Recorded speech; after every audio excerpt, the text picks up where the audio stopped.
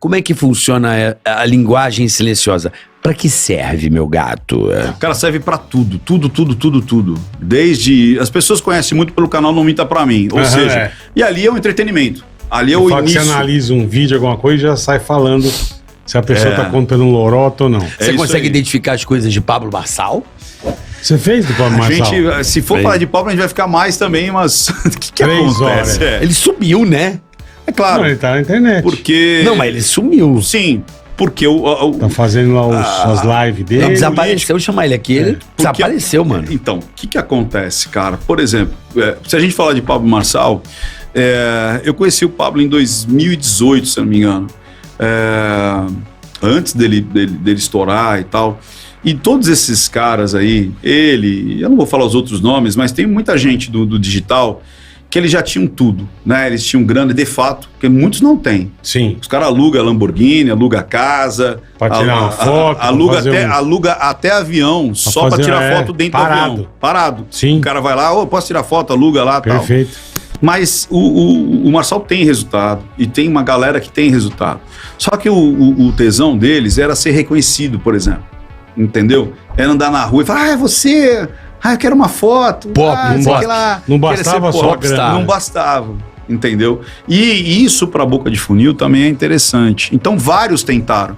Vocês sabem disso, vários pagaram para estar em podcast. Sim, é mesmo. Bateu na porta e falou, aqui nunca ninguém pagou, não. Aqui, pergunta pra Vilela, pra Igor, entendeu? Pode pá. Tem uns caras que, porra... Pagaram pra estar no podcast? Quiseram pagar. Deve ter, acho que não tem, lógico que tem.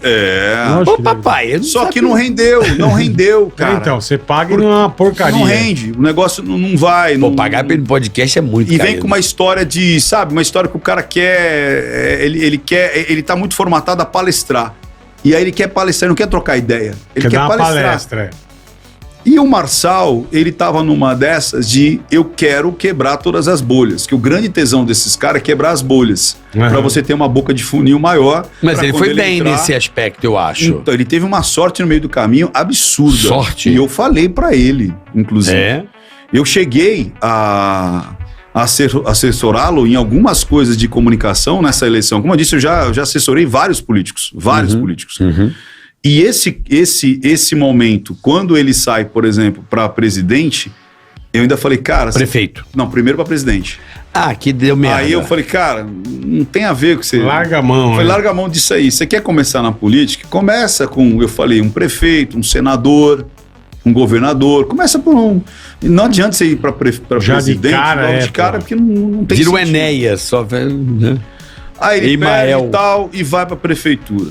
O Marçal tem uma coisa que é o seguinte, e eu falei para ele, e eu diagnostico isso, eu faço ali um análogo a... Ele tem transtorno obsessivo compulsivo, cara. Por isso que ele tem esse lance. Eu nunca vi alguém aprender tão rápido e aplicar tão rápido. O pessoal brinca que, eu aprendi ontem, a gente tá fazendo hoje. E isso ele tem uma capacidade absurda de fazer. O que me admira no Marçal, assim, é a capacidade que ele tem de... adaptação? Não, compreender o que o cara do outro lado quer ouvir. Ele sabe exatamente falar... Por exemplo, o cara vai chegar numa mina, ou uma mina num cara, falar exatamente o que a mina... Entender o pensamento dela rapidamente e falar aquilo que agrada aos seus ouvidos. E eu acho ele muito bom nisso. Ele fala um negócio, você fala assim... Carioca. Né, ele tem essa persuasão, é o poder da habilidade comunicativa de falar assim, como diria o Silvio Luiz, pra quem você tá falando. Ele sabe pra quem ele tá falando e o que o cara quer ouvir. Ele tem essa facilidade. E mais ainda, eu percebo que ele tem uma facilidade de fazer uma análise do conteúdo da pergunta. Que isso é muito PNL. Que é entender a semântica de real das palavras e aonde a pessoa quer chegar. Por isso que ele criava aqueles embates com os jornalistas. Maravilhoso. Ele dividia a pergunta em várias etapas ali. Tanto é que eu cheguei, não sei se até virou corte, foi a primeira vez que eu fui lá no Pânico, lá na rádio, na Jovem Pan, e o Marinho tava na mesa. Tá. E aí o Marinho faz uma pergunta para mim, só que ele usa uma situação lá da dialética, ou dos sofistas, lá da antiga Grécia, que é o quê? Você utiliza um prólogo de a tua verdade. E aí você acopla aquilo numa pergunta. Se eu começo a responder, eu valido toda aquela frase. E faziam muito isso. E aí eu me liguei. E aí até foi interessante que no ar eu falei, olha, se eu começo a responder o Marinho, eu vou validar tudo aquilo que ele falou desses dois candidatos. Então eu tenho que separar essa pergunta. Você quer que eu responda essa parte ou essa parte? Entendi. Então você separa a pergunta e aí você responde o que você quer daquilo que foi perguntado e não aquilo, a situação toda. Você entendeu? Entendi. A gente pode... Deixa eu ver se eu consigo dar um exemplo. Vamos lá. Tá. Vou fazer uma pergunta de humor pra você. Tá certo. Só que eu começo assim. Hoje o humor, você sabe, né, Carioca? Ele tá muito ácido, ele passou dos limites. Ele é uma coisa que já nem pode ser mais humor, porque ele agride demais. Porque se um não ri, não é humor. Você não existe mais esse humor sarcástico, humor negro. Se é um humor de ofensa, é criminal. Então esse humor é muito criminal. E a gente sabe que isso não é legal. O que você acha do humor no seu trabalho? No meu trabalho, no meu entendimento, você não entende nada de humor para início de conversa, né? Não, mas veja bem, você sabe que as pessoas foram condenadas. Você viu que eu já levo ele pro discurso? Não, mas eu a princípio percebo que você não sabe nada de humor. Você pode até ser jornalista, mas humor você não entende. Você entende que ou você vai discutir comigo... Claro. Você vai dar uma confusão. O cara empurra você pra beira do precipício. Exatamente. Aí você obriga... e perde o controle. Então eu fui educado. Pô, você está sendo sexista, se fosse uma mulher perguntando. Pô, você é ignorante, você está falando palavrão. Nossa, por que você perdeu o controle? Era só uma pergunta, como está o humor dentro do seu trabalho? E todo o resto tem que entrar na toba do cara. Sim. Agora, se ele não quer se indispor comigo, ele aceita toda a narrativa que eu fiz. Perfeito. E ele fazia essa quebrada, porque isso é importante. Beleza. Ele ia chegar onde ele queria chegar. Eu cheguei a falar várias vezes pra ele. Tanto é que naquele Talk Marçal, sei lá como é que chamava aquele... ele fez um pequeno podcast lá, rápido lá, e ele me chamou. E eu falei isso pra ele. Ele falou, não, mas eu não sou. Eu falei, cara, você tem todas as características, tanto é que você vai no limite em tudo. Aí ele falou, não, eu não vou no limite, eu passo do limite. Eu falei, tá vendo?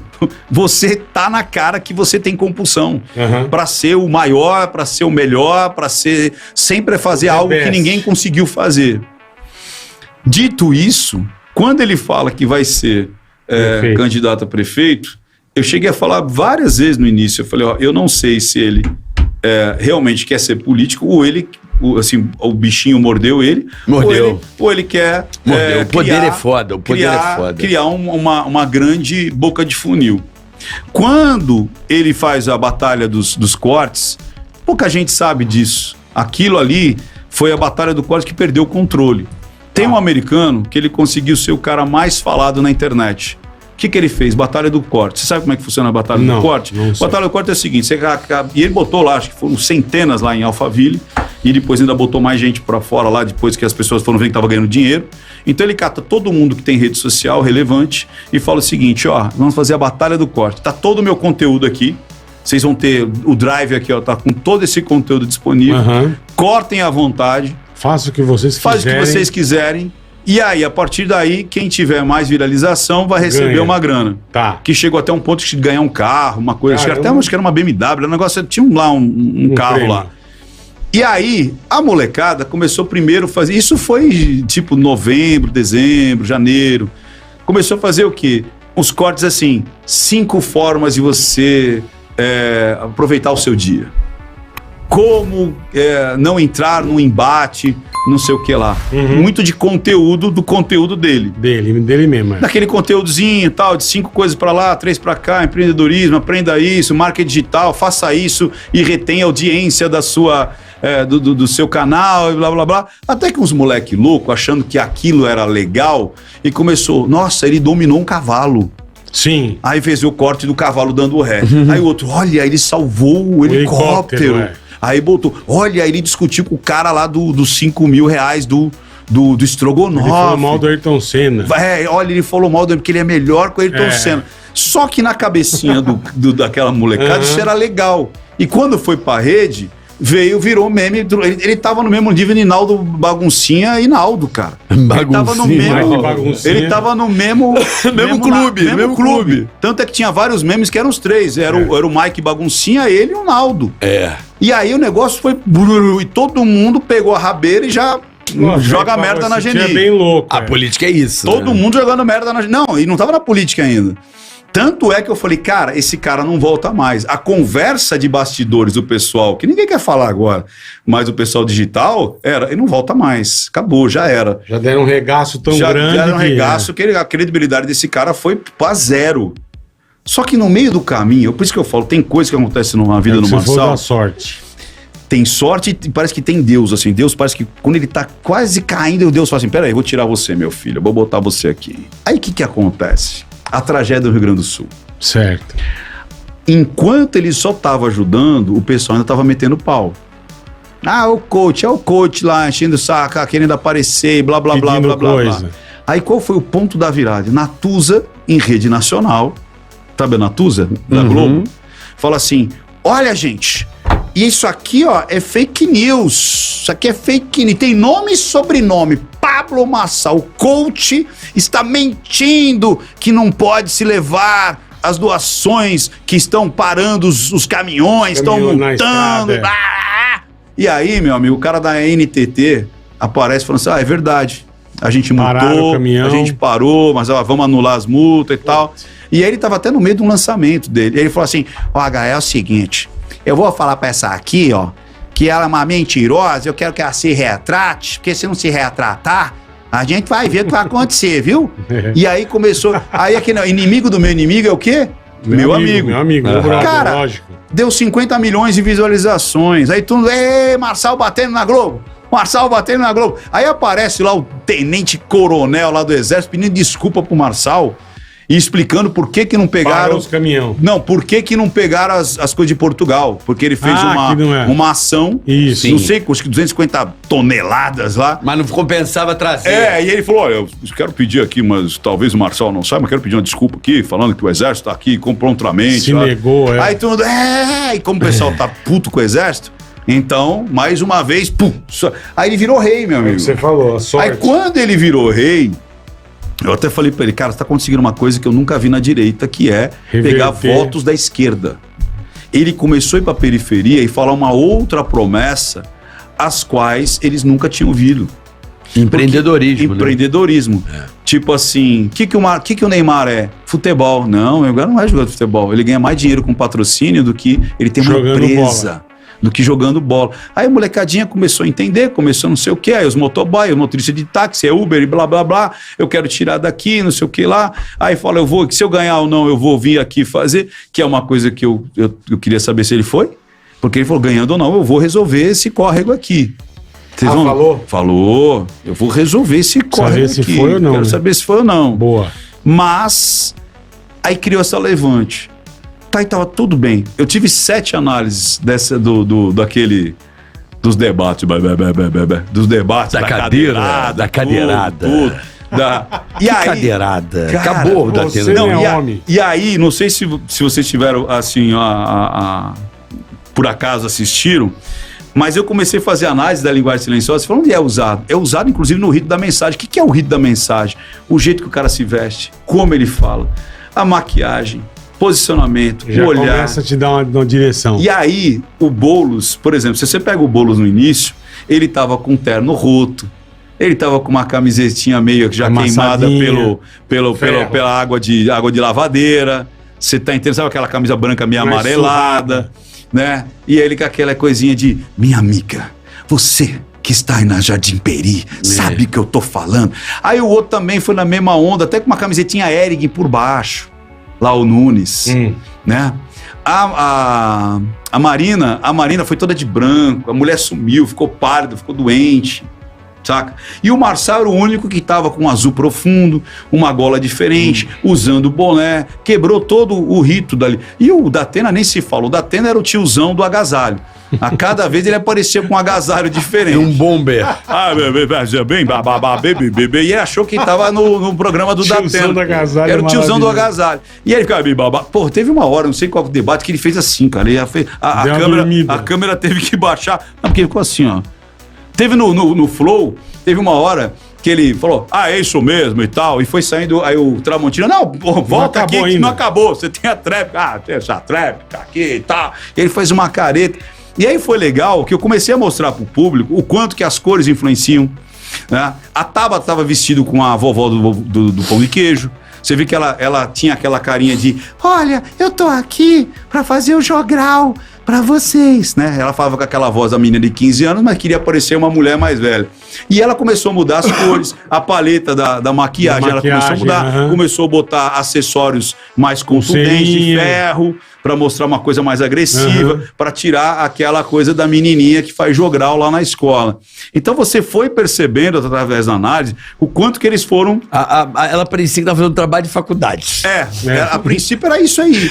E aí foi mudando. Estamos fazendo trabalho de faculdade. Verdade. Agora, o que me assustou, o Marçal estava vindo numa crescente violenta, impondo o ritmo, impondo as perguntas, tanto é que os caras não sabiam o que fazer de um debate pro outro, que eles não foram. Ele mudava a regra, porque ele estava zerando tudo, né? E eles não foram pro debate, teve um debate que eles não foram. Não foram, certo. Os três lá não foram de manhã. E ele continuou indo e tal, aquela coisa. Quando chega no da Globo, eu falo, ali aconteceu alguma coisa. O que eu não sei o que aconteceu. Mas ali aconteceu alguma coisa. Clique. Ele estava subindo. Tanto é que quando ele vai na Globo, ele tá com um terno muito bem cortado. Os outros começaram a ir com ternos mais bem cortados. O Nunes começou com um terno do tamanho dele, com camisa de mais fios ali. Parecia que era uma camisa de 200 fios ali, egípcios, tá? Uma camisa mais interessante. As meninas também. Só como eu falei, o tiozão do agasalho. Do agasalho, cada vez ele ia com agasalho. Tanto é que ele foi com um que era vermelho e preto, parecia um Drácula. Maravilhoso. E aí, cara, quando ele tá indo com o carro, ele tá muito bem vestido, ele tá com uma aparência muito legal. Quando ele entra, ele tá de camisa polo, cara, preta. E desgrenhada assim ainda. Parecia um moleque do estágio. Sabe? Quem tá olhando pela primeira vez, e eu falei, não subestime a Rede Globo. Você pode odiar a Rede Globo, você pode odiar, mas eles atingem milhões de pessoas. Eles têm a massa. Pela primeira vez. Tem gente que sente em casa, é um ritual. Ele senta e põe na Globo. É um ritual. E ele assiste toda a programação. A tia do sofá, ela assiste toda a programação. De manhã até a noite, é verdade. E ela se instrui por esse tipo de informação. Aí o cara aparece com camiseta polo, toda tortinha, e respondendo as perguntas, e não atacando, não fazendo o que ele sempre fez o ritmo inteiro. E aí chega depois, no dia seguinte, ou 2 dias depois, ele põe um negócio falso. Aí você fala, opa... Aí queimou de vez, Aí tem alguma coisa aí que não tem sentido, não casa. Não tem a dúvida. Você entendeu? É um erro muito grotesco na reta final, né? E na política você consegue fazer? Consegue. Nas análises... Mas o cara não cega, desculpa, Ricardo, mas você não acha que às vezes... Né? Você como um cara de sucesso, a gente trabalhando num programa de muito sucesso, conviveu com pessoas com muito sucesso. O sucesso é uma coisa altamente tóxica, que cega, surda, e a pessoa perde um pouco da consciência, do autoentendimento, de onde estou agora. Eu posso. Tá deslumbrado, caralho. O cara pode estar ali no auge do deslumbre. Ele não consegue andar na rua, as pessoas, todo mundo me ama. Perfeito. Que se foda, Matt, entendeu? Nada vai me acontecer. Eu entendi. O cara tá bêbado. Embriagado pela fama. Obrigado por assistir. Foi muito bom te ter por aqui. Nos vemos no próximo vídeo. Valeu!